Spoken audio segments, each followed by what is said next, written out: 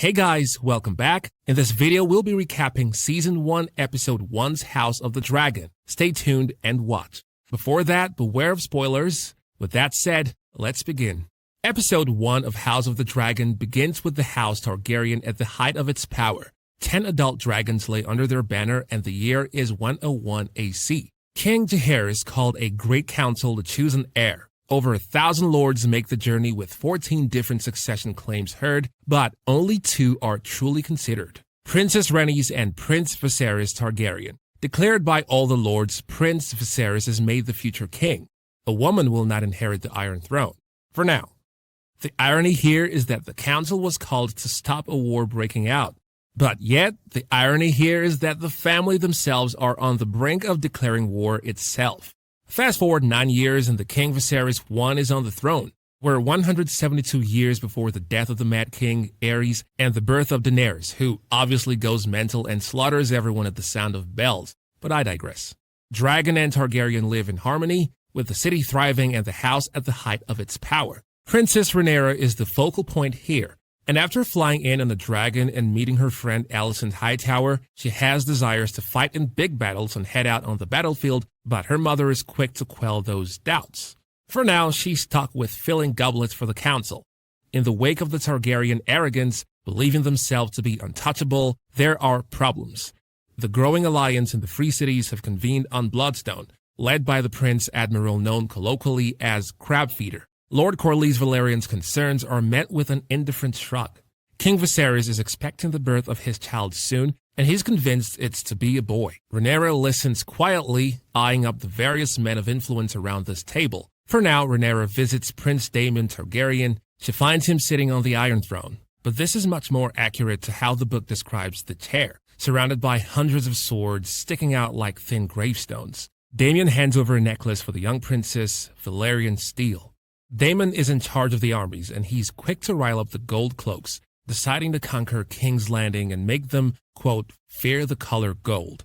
And part of that comes from some pretty gnarly punishments. Daemon himself delivers several killing blows, going after criminals and hauling away dismembered remains. The king has been under heavy stress lately, and unfortunately that means his health has taken a bit of a battering. The Grand Maester checks out a nasty wound on the man's back, coming to the conclusion that it needs to be cauterized. As for Viserys, he's absolutely adamant he's having a son, telling his wife about his vivid dreams of their son wearing a crown and ruling. After losing 5 babies, the queen is quick to point out that this is the last time. Quote, I've mourned all the dead children that I can, she says at last. An ominous bit of foreshadowing, perhaps. News of Daemon's nighttime slaughter soon reaches the king. Viserys is not happy, and at the council, Daemon's questioned over the gold cloaks being used heavy-handedly. Daemon is convinced he's doing the right thing, chalking this up by promoting law and order by making the people fear the watch. Funnily enough, Corlys agrees with him. Otto Hightower does not. Viserys speaks his piece all the time, telling him to use the gold cloaks but not to step outside his jurisdiction. At King's Landing, Viserys holds a big tournament. The jousting is an impressive display, although George R.R. Martin would likely have spent 7 pages here describing all the banners and potential food on offer. The drama really picks up, though, when Daemon arrives on horseback. Naturally, Daemon comes out victorious, slashing the legs out from under the horse and winning the duel. However, he does so while wanting the favor from Alicent Hightower, the daughter of Otto Hightower, of whom Daemon clashed with in the meeting room. The dueling is a bloody affair, with the Targaryens watching on. Viserys is pulled away as the queen goes into labor. The Grand Maester is quick to point out that not even milk of the puppy could help her. Viserys is given an impossible choice. During a difficult birth, he can either lose his wife and child or lose his wife but cut her open and take the child out, potentially saving him or her in the process.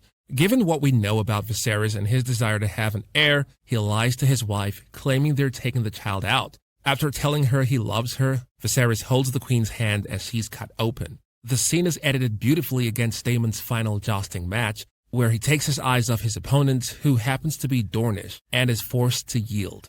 Viserys is forced to watch his wife bleed out while his babe is born. And it turns out his child is a boy, at least to begin with. Unfortunately, the baby dies, so Viserys' impossible choice ends in misery. All the royal Targaryens gather for the funeral, watching as the bodies are burnt via dragon flame. Off the back of this, Otto Hightower brings up Viserys' heir and decides the succession should be sorted out immediately. As of right now, it's with Rhaenyra due to take the throne. Thanks for watching.